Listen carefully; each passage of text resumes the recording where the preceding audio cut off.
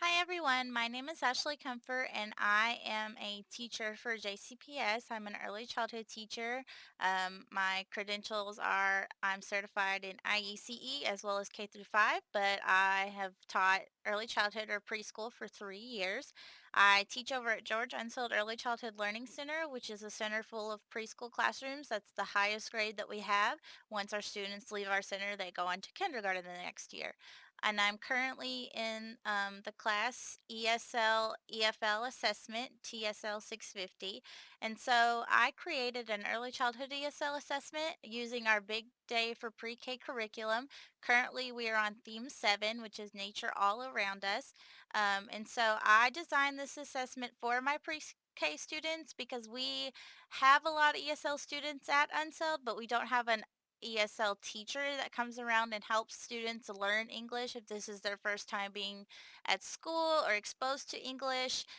We don't have an ESL teacher per se, so this was really good for me to be able to learn about, ESL and what it takes to assess them the proper way.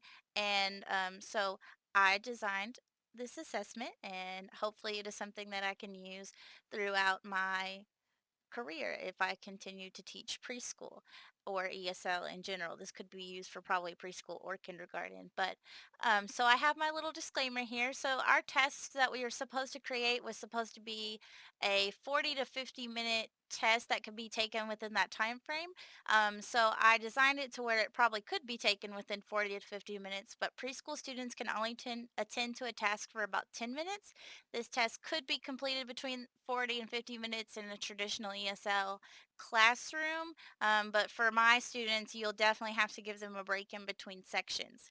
Preschool students learn best through play and hands-on learning, so they definitely need manipulatives and pictures to demonstrate their learning, especially if this is their first time in school or learning English. They don't quite know all their letters anyway, or whether it be in English or in their home native language. And so a lot of our students come to us and they don't know any of their letters yet, which is fine. That's why we're there to teach them. But this, they definitely needs hands-on and pictures to be able to demonstrate their learning correctly. So this assessment that I created was a listening and speaking assessment. So mostly it is a speaking assessment, but I did include some listening tasks on there. And I included the early childhood standards that this assessment targets. And so for science, it for 3 and 4-year-old standards, demonstrate scientific ways of thinking and working with wonder and curiosity. And then the benchmark explores features of the environment through manipulation. So, really, this is more of a language test, but I did include these science standards that the theme covers, so that it would demonstrate what science standards are connected to this test. So for language arts standards, we want them to demonstrate general skills and strategies of listening and the observing process. Benchmark 2.1 engages in active listening in a variety of situations, and also benchmark 2.2 observes to gain information and understanding, which is really what this ESL assessment will hopefully be useful for. I hope to be able to use this assessment for my ESL students if we ever go back to school, or when we return in the fall or next spring when I use it for this theme. But we have 8 themes in our curriculum, so I really could adapt this test to fit each theme, and then I could be able to use it as kind of like a summative assessment for each theme, which we don't really take summative assessments per se for themes, but we do take the Brigance, the benchmark, and then the embark at the end of the year, because we focus on kindergarten readiness skills. So that's how this is relevant to my course, is because this is my first ESL class that I've taken. And so this really kind of dives into what ESL is composed of and how to teach it best and all the best practices for that. So this test is pretty important, but compared to the assessments that we already give in early childhood, I think this one could be very beneficial. Like I said, if we adapted it to all the themes that we have, it could be really useful information to see what students have learned from each theme. And so I've already gone over the standards. So I think that I've created the test that it structures in a logical flow, and I've included the materials that I use to create this test. So I started with the speaking section. So this one is pretty simple. It is a section, and it's a vocabulary is what it's meant to target, and so 2 points each. And I have the administrator direction. So you'd point to each picture and ask the student, "What is this?"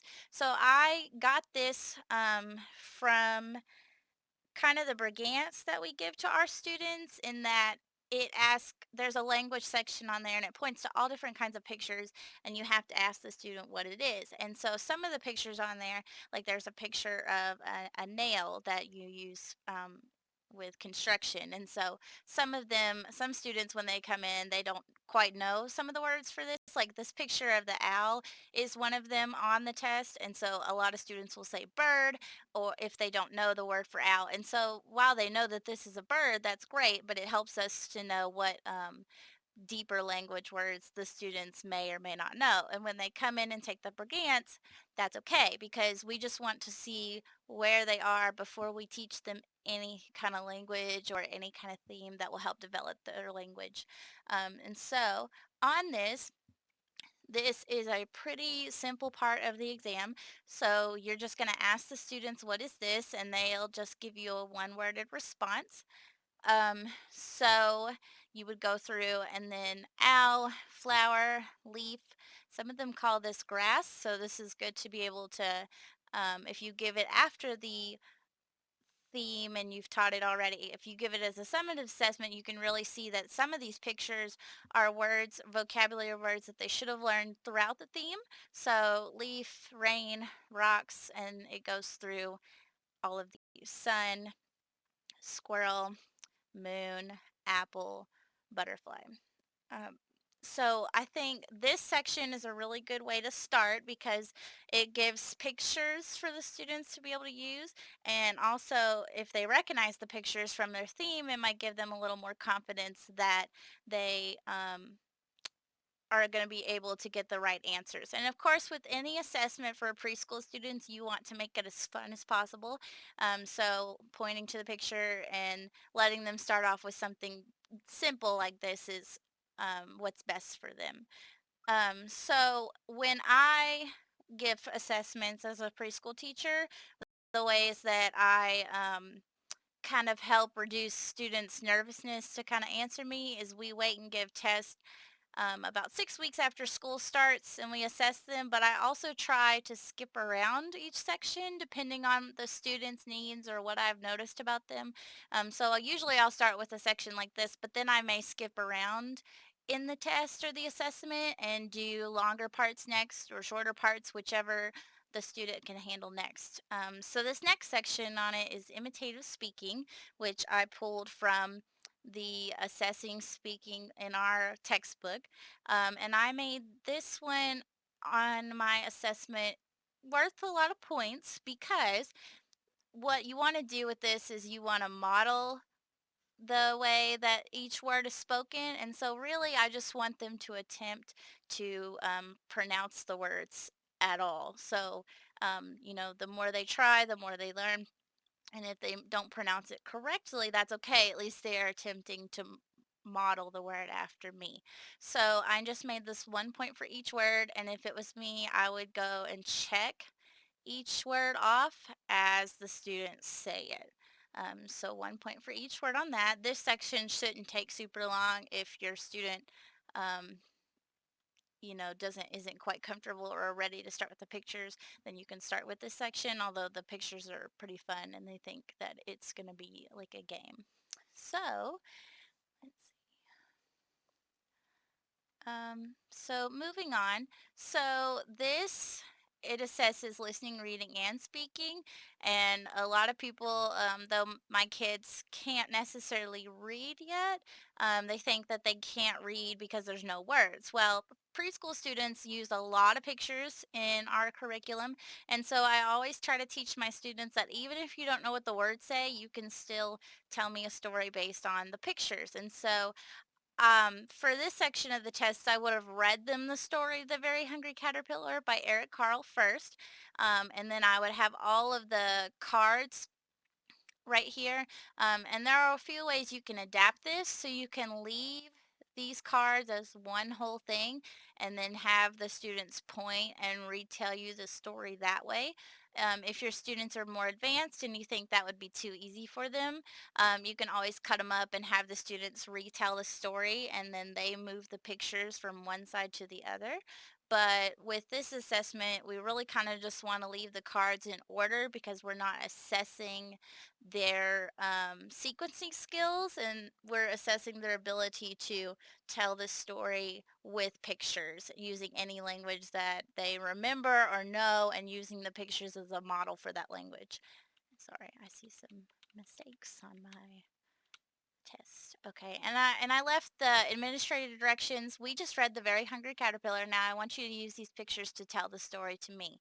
And then I did make that note to leave the cards in order because we are not testing their sequencing skills. We're testing the use of the language and the pictures. But if you did have to adapt it to a student that already has good sequencing skills and can retell the story, then you could cut the pictures apart. So I made this 10 points. I obviously want them to use all the pictures, but really I just want them to feel comfortable with what they can remember from the test. And this is a lot of pictures. So if they are only able to tell me in the beginning there was the sun, a little egg was on the leaf, there was a caterpillar, he ate through a bunch of food, and then he turned into a butterfly, I would still count that as a pretty successful assessment. And then we would talk about afterwards that, oh, look at this picture. Can you use those words? There was he ate one apple and just use the same sentence over and over again. He ate one apple. He ate two pears. And I would go through it like that with them. But since it's an assessment, I have to judge or score based on what they tell me. So the next one, so in our curriculum, students have 1 hour of uninterrupted self-select centers. So in my classroom, I have a bunch of different learning centers. I have the block center, dramatic play, which is like a kitchen, and it has, play foods and a table and dress up clothes and all of that. So there's the sand table, art table. There's all different kinds of learning centers. And so my students get an hour minimum every day to choose what center they want to play in since their learning is best developed through play. And so I made one of my assessments based on role play, which they would do in the dramatic play center. So it says in the dramatic play section, oh, sorry, that should say center. Whoops. Okay. Encourage the child to play in a restaurant. So this is one of their favorite things to do. Allow them to use play foods and materials, use the basic script, and make sure the child answers the prompt. So on this, your answers will vary from child to child. And what's really important with preschool children is that you follow the child's lead on their learning because then you can really help them expand their language that way versus if you just say, well, no, I want to play this, then the child's not really getting to follow their excitement for that avenue of learning that they're really excited for. So I kind of just included a general script. And so you can play restaurant. I'd like to order some food. You be the chef, and have them take notes and really get into it and put on dress up clothes and pretend like they're taking your order because all of this, even though they may or may not understand all of what you're saying, they're hearing and seeing it and you're using manipulatives, so they're going to be able to expand on those language skills some more. So I have a general script. You can also adapt this to your students. So you're supposed to have menus in your dramatic play section. There's supposed to be different multicultural foods, so you could use that if your student doesn't have a lot of language skills yet, or they don't have a lot of skills in English. You can definitely use pictures to help them take your order, and then model the word for them. And so that this is really just a general script, but the best observation and the best section of this test is this section because you're going to be able to give a lot of feedback to your students, or their parents, because that's really who's facilitating the learning at home as well. And so this would be the best way to give the best washback to your parents, because you can interact with the child and you learn more through them through play than you do through any kind of formal assessment.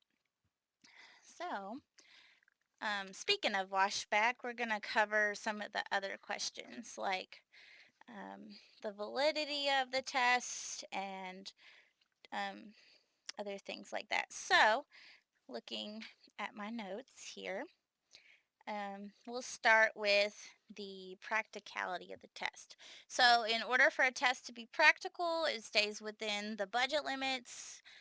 It utilizes available resources. It doesn't exceed available materials. It considers the time and effort involved in all the making of the test. So this test really does do that. It didn't take any money for me to make this test, but it did take some time for me to make it. But now that I have one of them made, I can adapt them to any of the other themes. So I would say that this test is pretty practical, especially since it already uses sections or pieces of your normal school day in the early childhood setting. Then it's going to be pretty practical to go ahead and use this test. So I would say that this test is pretty reliable, but I also haven't given this test to anybody else. This is just one that I created.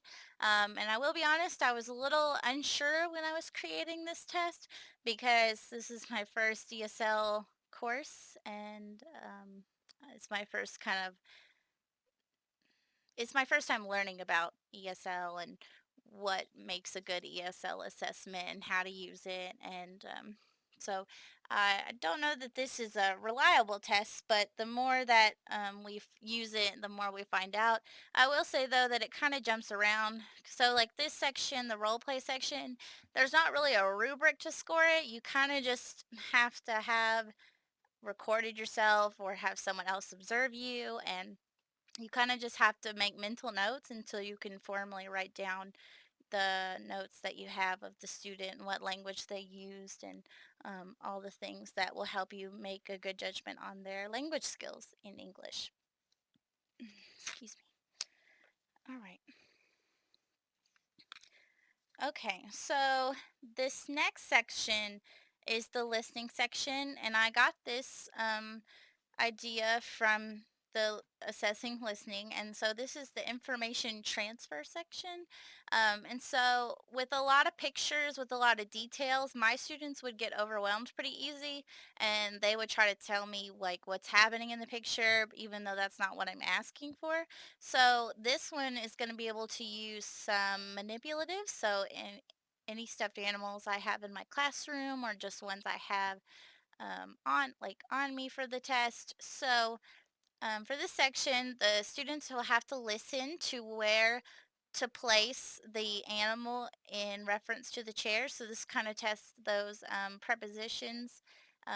If they say anywhere a mouse can go, but this is where anywhere the animal can go, I suppose. So for this test, the student is going to listen to the prompts, and they're going to place the animal in the correct um, in the correct place in reference to the chair.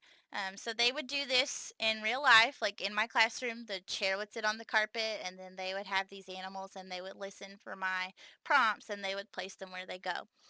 So I have the directions on here. Teacher will administer the prompts for each question. Students will listen and place the animal they hear in the prompt in the location that they hear.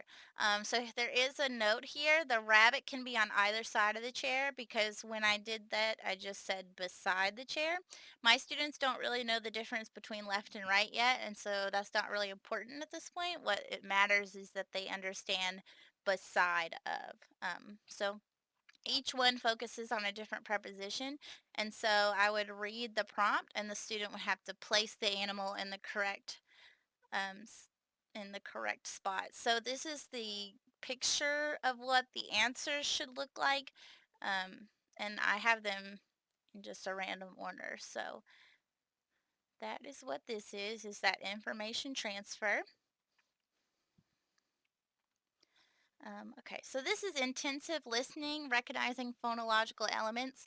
I thought this piece was really relevant to my teaching in my classroom, especially since I do teach the letters and their sounds and that beginning early phonemic awareness and literacy skills. So this one is something that the student would have to, it's more of a test per se. So they would have a pencil and they would circle what they hear. If your student has poor fine motor skills, or they can't hold their pencil correctly, or they don't have um, or they can't make a circle correctly, or at least a circle to know which choice they're making. You can either give them manipulatives, or you can just have them point to the answer that they hear. So that is an accommodation that you can use, and I highlighted that here, or I typed it there. Um, so this, so this one is pretty simple. The teacher or the administrator would just read the word, and then the child would circle, oops, or point to the correct um, picture.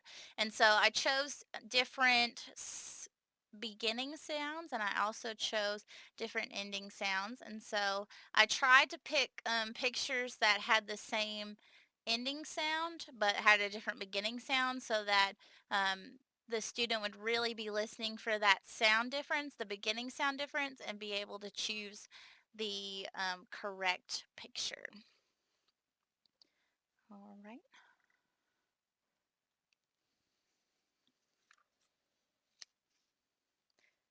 Okay, and so actually that is the end to my traditional assessment, but I have the answer key.